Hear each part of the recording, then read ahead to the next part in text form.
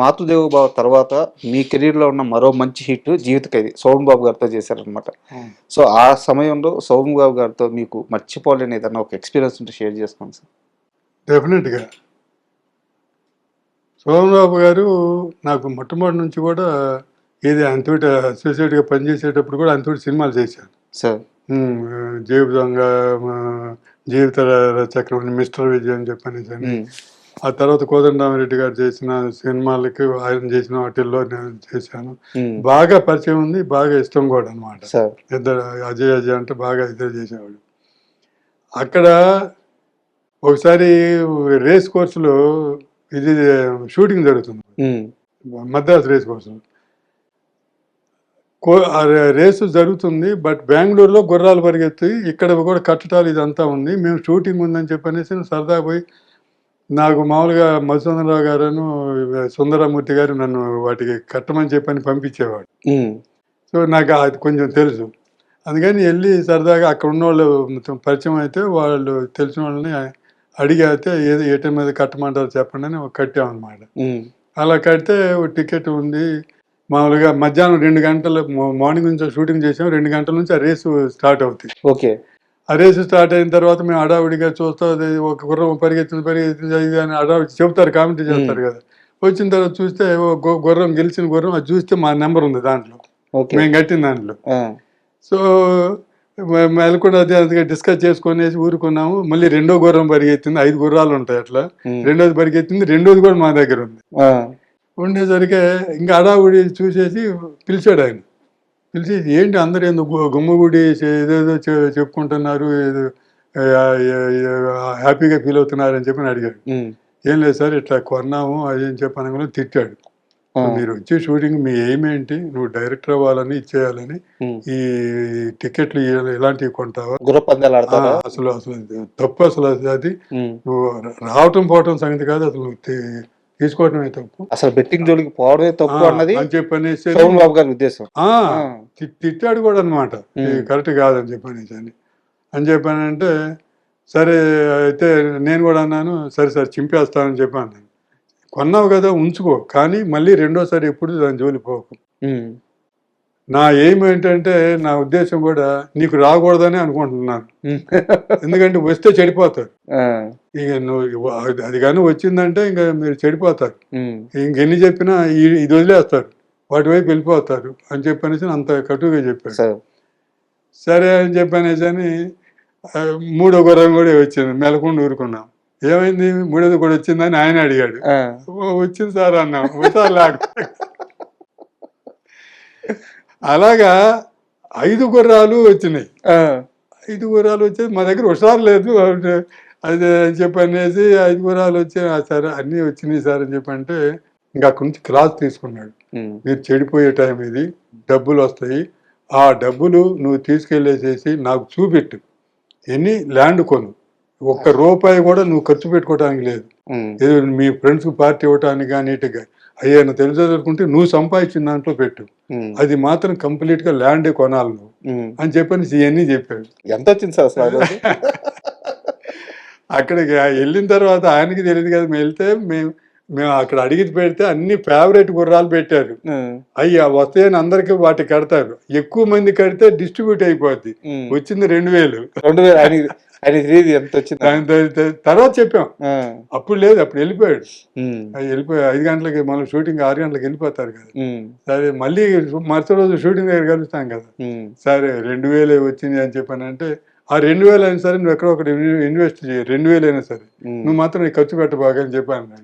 డబ్బు విషయంలో అసలు ఆయన చాలా పర్ఫెక్ట్ గా ఉంటాడు. పర్ఫెక్ట్ అను అందరికి చెప్తాడు, మనం ఇదే దాచుకోకుండా అలా ఉంటే. సరే నేను జీవిత ఖైదీ సినిమా చేస్తుంటే మామూలుగా అసోసియేట్ నుంచి తెలుసు కాబట్టి ఫ్రెండ్షిప్ బాగానే మా అజయ్ అని చెప్పి బాగా మాట్లాడుతుంటాడు, చేస్తుంటాడు, జోక్స్ చేస్తుంటాం, బాగా ఇదిగా ఉంటాం. సరే దాంట్లో మాతృదేవోభవ షూటింగ్ జరిగేటప్పుడు ఈ ఫంక్షన్ పెట్టారు కేఎస్ రామారావు గారు, 100 days ఫంక్షన్ ఒక తోటలో పెట్టాడు. తోటలో పెడితే ఆయన్ని పిలిచాడు అనమాట వచ్చి. నేను కూడా పని చేస్తున్నాను కాబట్టి ఆయన హీరో గారు కూడా వచ్చారు. హీరో గారిని ఇన్వైట్ చేశారు.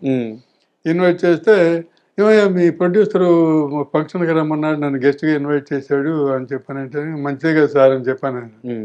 హ్యాపీ సార్ నాకు కూడా అని చెప్పి, మీరు వస్తే ఇంకా హ్యాపీ అంటే, మరి ఇది మాట్లాడాలంటే నేను సినిమా చూడలేదు కదా, వింటమే కానీ అని చెప్పానంటే, అదేం సార్ చూపిస్తామని ఆ నైటు రామారావు గారు షో చేసేసి చూపించాడు. చూపించిన తర్వాత నేను వెళ్ళలేదు, ఇంక మా షూటింగ్ అది కూడా ఉండేది. మరుసటి రోజు షూటింగ్ మామూలుగానే వచ్చాము. వచ్చేసిన తర్వాత శ్రీనివాసరావు గారితో ఈయన సోన్ బాబు గారు, శ్రీనివాసరావు గారు నేను చాలా తప్పు చేశానండి అజయ్ విషయంలో అని చెప్పి అన్నాడు. చంద్రబాబు శ్రీనివాసరావు గారితో ఆ తప్పు చేశానని చెప్పి అంటేను, ఏంటండి ఏం జరిగింది ఏంటి అని చెప్పి ఆయన ఏమనుకున్నా అంటే, నేనేదో ఆయన హీరో గారిని ఏమన్నా అన్నానేమో, ఆయన కోపం వచ్చిందేమో చెప్పనేసి అనేసి, అదేం లేదండి ఏదన్నా ఉంటే నేను చెబుతాననే పద్ధతిలో మాట్లాడాడు ఈ శ్రీనివాసరావు గారు. ఏం చెప్పానంటే, అది కాదండి, రాత్రి మాతృదేవ సినిమా చూశాను, నన్ను గెస్ట్గా పిలిచారు కదా, చూశాను. చూసిన తర్వాత మాతృదేవ తీసిన డైరెక్టర్గా నేను సలహాలు చెప్పాను, కొన్ని సలహాలు షూటింగ్ చేసేటప్పుడు. నేను ఎంత తప్పు చేశాను నాకు అప్పుడు అర్థమైంది ఈ సినిమా చూసిన తర్వాత. మన అజయ్ ఇంత ఇప్పుడు అసోసియేట్గా కూడా తెలుసు కాబట్టి, మన అజయ్ అని చెప్పనేసి ఇంత డైరెక్షన్ ఇంత డైరెక్టర్ ఇంత బాగా చేశాడని అసలు నేను ఎక్స్పెక్ట్ చేయలేదు. మామూలుగా ఏదో సక్సెస్ అని చెప్పి అన్నారని చెప్పని నేను అది చూసిన తర్వాత నేను ఫీల్ అయ్యాను, ఈ వ్యక్తిగా నేను సజెషన్స్ చేసేది నేను చాలా తప్పు చేశాను అని చెప్పనేసి అంత బాగా మెచ్చుకున్నాడు అనమాట. నాకు ఇంకా వేరే షూటింగ్ల విషయాలు చాలా ఉన్నా కూడా ఇది మాత్రం అని, నువ్వు పితృదేవ చేసేటట్లయితే నేను ఫ్రీగా చేస్తాను, డబ్బులు వద్దన్నాడు. అక్కడే చెప్పాడు అప్పుడే. అంత ఇంప్రెస్ అయ్యి అంత ఇచ్చేసాడు. ఆయనకి మాతృదేవ అంటే అంత ఇష్టం, అంత అంతకుముందు చూడాలి ఆయన. సోమబాబు చూసిన తర్వాత అసలు ఫ్యాన్ అయిపోయాడు అనమాట. నెక్స్ట్ ఎంత ఇదని చెప్పంటే, నెక్స్ట్ సినిమాకి వాళ్ళు వేరే సదాశివరావు గారు అని చెప్పిన డైరెక్టర్ ఆయన తోటి కమిట్ అయితే సినిమాకి నన్ను పెట్టుకోమని చెప్పిన ఆ సినిమా కూడా ఆయన అట్లా రికమెండ్ చేశాడు. సార్ యాక్చువల్గా శోభన్ బాబు గారు డబ్బు విషయంలో చాలా స్ట్రిక్ట్గా ఉంటారు అని చెప్పేసి విన్నాము. కొంతమంది అయితే మరీ దారుణంగా ఆయన డబ్బు మనిషి అనే ముద్ర కూడా వేసేసారు కొన్ని ఇంటర్వ్యూలో మాట్లాడుతూ.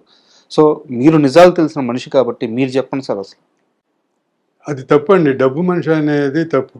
డబ్బు మనిషి అని ఎప్పుడు అంటామంటే, ఎవరైనా ఒక అమౌంట్ ఒప్పుకొనేసి ఆ ఒప్పుకున్న దానికన్నా ఎక్కువ అడగటం, లేకపోతే అదే నేను ఎక్కువ రోజులు చేశాను కాబట్టి ఇవ్వాలని చెప్పనేసి అని ఏదైనా ఎక్స్ట్రా డిమాండ్ చేస్తే అది డబ్బు మనిషి అని చెప్పనేసి అంటారు. తనకు ఒప్పుకుంది రావాల్సింది కరెక్ట్గా వసూలు చేసుకుంటాడు, దాంట్లో తప్పని నేను అనుకోను. డబ్బు మనిషి ఎట్లా అవుతాడు? అది ముందే చెప్పుకుంటారు, ముందు అంతే ఏమో, అది కూడా పక్కాగా చెప్తారండి. అంతేగాని వేగ్గా తర్వాత చూసుకుందాంలే తర్వాత ఫైనల్ చేద్దామనే ప్రశ్నే లేదు. కరెక్ట్గా డబ్బు చెప్తాడు.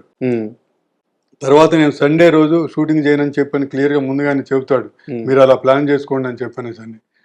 6 గంటల తర్వాత నేను చెయ్యనని చెబుతాడు. మీకు నైట్ ఎఫెక్ట్ ఏదైనా ఉంటే నాకు ముందు రోజు చెప్పండి, నేను ప్రిపేర్ అవుతాను అంటాడు. అంతేగాని చేయను అనడు. నాకు ముందు 2 రోజులు చెప్పండి, నేను ప్రిపేర్ అవ్వాలి మెంటల్ గా. అప్పటికప్పుడు చెప్తే చేయరు. అప్పటికప్పుడు ఇప్పుడు ఎక్స్టెండ్ చేస్తున్నామండి అని చెప్పనేసి అంటే చేయరు. తక్కిన వాళ్ళు చేస్తారు. ఇవాళ 9 గంటల దాకా చేస్తున్నామండి అంటే సరేలే అంటారు. కానీ ఆయన అట్లా చేయడు. అవన్నీ ప్రిన్సిపల్స్ ఉన్నాయి ఆయనకి. అంతేగాని డబ్బు మనిషి అయితే 100% కాదండి. ఎలాగంటే నాకు మాతృదేవ ఆయన సినిమా చూసి ఇంప్రెస్ అయ్యి, నేను పితృదేవ సినిమా కానీ చేసేటట్లయితే ఫ్రీగా చేస్తానన్నాడు, రూపాయి తీసుకోకుండా. మామూలుగా మరి డబ్బు మనిషి అయితే ఎందుకు అంటారు అట్లా? మాట ఎందుకు వస్తుంది? ఆ కళ మీద ఇంట్రెస్ట్ ఉండబట్టే కదా ఆ మాట అన్నది. డబ్బు మనిషి కాదు. కాకపోతే ఏంటంటే తనకు రావాల్సింది మాత్రం కరెక్ట్గా వస్తేనే డబ్బింగ్ చెప్తాడు. అది నేను తప్పు అనుకోను, డబ్బు మనిషి అని అనుకోను. అన్నోళ్ళు ఏ ఉద్దేశంతో అన్నారో నాకు తెలియదు, కానీ అది మాత్రం వాస్తవం కాదు. తను అంతేకాదు, తన దగ్గర ఉన్న వాళ్ళందరినీ బాగుపడటానికే ఆయన చూస్తాడు. ఎలాగంటే ఇప్పుడు డబ్బింగ్ ఆయన డబ్బులు వచ్చినాయని చెప్పనేసి డబ్బింగ్ చెప్పాడు. వాళ్ళ మేకప్ మ్యాన్ దగ్గరికి వెళ్ళేసేసి అతను కూడా అడిగి అతను ఓకే అంటేనే డబ్బింగ్ చెప్తాడు. సో మేకప్ మ్యాన్ డబ్బులు వచ్చినాయో రాలేదో కూడా తెలుసుకుంటాడు. అతను వచ్చి చెప్పాలి సోన్ బాబు గారికి ఓకే అని చెప్పనేసి. సో అట్లాగా వర్కర్స్ కూడా జాగ్రత్తగా చూసుకుంటాడు. ఇప్పుడు దీంట్లో కూడా డబ్బు అని చెప్పానంటే వాళ్ళు కూడా ఒప్పుకున్న డబ్బే కదా అది కూడా. అంతే కదా సార్, వాళ్ళ కష్టమే కదా. ఆయన మన అసిస్టెంట్ మేకప్ మ్యాన్లు, ఏ డ్రెస్సర్లు వీళ్ళంతా ఉంటారు కదా, ఒక 5-6 మంది స్టాఫ్ ఉంటారు సార్. కదా. వాళ్ళందరూ కూడా అతను వీళ్ళు ఆయన ఉద్దేశం ఏంటంటే సినిమాల్లో ఉన్నవాళ్ళు మగాళ్ళంతా తాగేసో ఏదో చెడ్డ అలవాట్లతోటి పాడు చేస్తారు, ఇల్లు చేస్తారు, నాశనం చేసుకుంటారని ఆయన ఇచ్చే శాలరీ వాళ్ళకి ఇవ్వడండి. ఉమ్, మగవాళ్ళకి ఎవరికి ఇవ్వడు. ఉమ్, ఆడవాళ్ళకి ఇస్తాడు. వాళ్ళ అకౌంట్ పెట్టి ఇచ్చేసి వాళ్ళ భార్యలకు ఇస్తాడు. ఉమ్. ఆ డబ్బు వాళ్ళు ఖర్చు పెట్టాలి ఇంటి ఖర్చులు. ఇంటికి పంపించేస్తా. ఇంటికి పంపించేస్తాడు. వీళ్ళ చేతికి ఇచ్చేవాడు కాదనమాట. అలాగే వర్కర్స్ కి ఇల్లు కట్టి పెట్టాడు అందరికి. ఆయన దగ్గర పనిచేసేవాళ్ళు. అదే ఆయన ఇల్లు కట్టి పెట్టేసి, అంటే వీళ్ళు ఏ తాగి ఏ చేసి ఏం గొల్ల చేసినా ఇల్లు అనేది ఒకటి ఉంటే ముందు భార్య పిల్లలు సేఫ్గా ఇంట్లో ఉంటారు అని చెప్పనేసి అని ఈయన ఇచ్చే డబ్బులు కూడా ఆ భార్య పేరుతోటి వాళ్ళతోటి చేసేవాడు. ఎంత గొప్ప. సో అది మరి తన దగ్గర ఉన్న స్టాఫ్ని కూడా అంత బాగా చేసుకునే వ్యక్తి డబ్బు మనిషి అంటే ఎలా అవుతాడు? అది రాంగ్ అండి, డెఫినెట్గా. అంటే యాక్చువల్గా ఇప్పటిదాకా శోభన్ బాబు గారి గురించి చెప్పే వాళ్ళందరూ కూడా ఆయన డబ్బుని జాగ్రత్తగా చూసుకుంటాడు, డబ్బు దగ్గర నిక్కచ్చిగా ఉంటాడు, ఇలా చెప్పిన వాళ్ళే కానీ నిజంగా తన దగ్గర పనిచేసే స్టాఫ్కి కానీ వాళ్ళ ఇంట్లో అవసరాలు గుర్తించడం కానీ వాళ్ళకి ఇల్లు కట్టించడం కానీ ఇలాంటి విషయాలు చాలా తక్కువ మందికి మాత్రమే తెలుస్తాయి. ఇప్పుడు ఒకటి మెంటాలిటీ ఇది ఆలోచించండి. శోభన్ బాబు గారు కొన్ని వందల మందికి సినిమాలో పనిచేసే వాళ్ళకి మీరు జాగ్రత్తగా ₹1 ఉంటే ల్యాండ్ కొనుక్కోండి, ఆ ల్యాండ్ ఎప్పటికైనా పెరుగుతుంది అని చెప్పనేసి అని ప్రతి వాళ్ళకి చెప్పాడండి సార్. ప్రతి వాళ్ళకి. ఆయన చెప్పబట్టే శ్రీధర్ అనే ఆర్టిస్టు, ఆయన కానీ మా చంద్రమోహన్ కానీ వీళ్ళందరూ ల్యాండ్ కొన్నది ఓన్లీ శోభన్ బాబు గారి అడ్వైస్ తోటే సార్. అలాంటి బయట వాళ్ళకే మీరు డబ్బు జాగ్రత్తగా పెట్టుకోండి అని చెప్పనేసి అని అతను డబ్బు మనిషి అంటే ఎలాగండి? డబ్బు మనిషి అయితే వీళ్ళందరికీ జాగ్రత్తలు అని చెప్పాడు, నాకే రావాలి, నేనే మొత్తం ఉండాలి, ఇంకొకటి బాగుపడకూడదు అనేది మెంటాలిటీ ఉంటుంది. అదే లేదు ఆయనకి దగ్గర. అందరికీ చెప్పేవాడు జాగ్రత్త పడండి, ల్యాండ్ కొనుక్కోండి, ఎప్పటికైనా అది డెవలప్ అవుతుంది. అంటే దొరకంది ల్యాండే, ఎందుకంటే ల్యాండ్ లిమిట్గా ఉంటుంది. అది మీ తక్కినవన్నీ మనం ప్రొడక్ట్ చేస్తే ఇంకోటి చేస్తేనే వస్తాయి, కానీ ల్యాండ్ అనేది ఇంకెంతకైనా పెరగదు. అందుకని ల్యాండ్కి డిమాండ్ ఉంటుంది ఎప్పుడు ఫ్యూచర్లో, ఎందుకంటే జనాలు పెరుగుతూ ఉంటారు కాబట్టి ల్యాండ్కి డిమాండ్ వస్తుంది. అందుకని మీరు వచ్చిన ప్రతి రూపాయి ల్యాండ్లో పెట్టుకోండి అని చెప్పేవాడు, అడ్వైజ్ చేసేవాడు. అంత మంచి వ్యక్తి అయితే డబ్బు మనిషి అని చెప్పానంటే, డబ్బు మనిషి అంటే ఆయనకి రావాల్సిన డబ్బులు అడిగి తీసుకోవటం డబ్బు మనిషి అంటే ఇంకా దాన్ని ఏం చేయాలి? అది కష్టానికి గౌరవం ఇచ్చుకోవాలి అంతే. అంతే అంతే. మనకి ఆయన ముందుగానే చెప్తాడు ఆయన రెమ్యునరేషన్, వాళ్ళ మేకప్ మ్యాన్ రెమ్యునరేషన్ ముందుగానే చెప్తారు, అవి డబ్బులకి ఇవ్వాలి. సార్ మీకు తెలిసినంత వరకు చెప్పండి. అంటే ఇది మీకు సంబంధం లేని ప్రశ్నే, అయినా మీరు దగ్గర మనిషి కాబట్టి అడుగుతున్నాను. ఎన్ని ఎకరాలు కొని ఉంటాడు సార్ ఆయన మొత్తం కెరీర్లో? అది ఎన్ని వేల కోట్లు అయి ఉంటుంది? వేల కోట్లు అయితే అవుతాయండి. ఎందుకంటే ఆయన కొన్నప్పుడు వందల్లో కూడా కొన్నాడు, ₹100 కూడా కొన్నాడు. ఆయన మెంటాలిటీ అలాగే ఉంటుంది. నా దగ్గర 200 ఉందంటే ఆ రోజుల్లో ఒక 10,000కి 5,000కి బిట్టు ల్యాండ్ దొరికింది. అది కమిట్ అవ్వండి, మీ దగ్గర ఉన్న వాళ్ళతో కమిట్ అయితే అవి కట్టడం కోసమన్నా మీరు సంకనాగుతూ ఈ చెడ్డ అలవాట్లు కాకుండా డబ్బులు దానికి పెడతారు అని అట్లా కమిట్ చేయించేవాడు. సో ఆయన చేసింది కొన్ని 100 ఎకరాలు అప్పట్లోనే ఉంది. అబ్బా, అవి ఇక ఎన్ని కోట్లు అంటే 1000 కోట్లు 10,000 కోట్ల పైన ఉండొచ్చు అనమాట.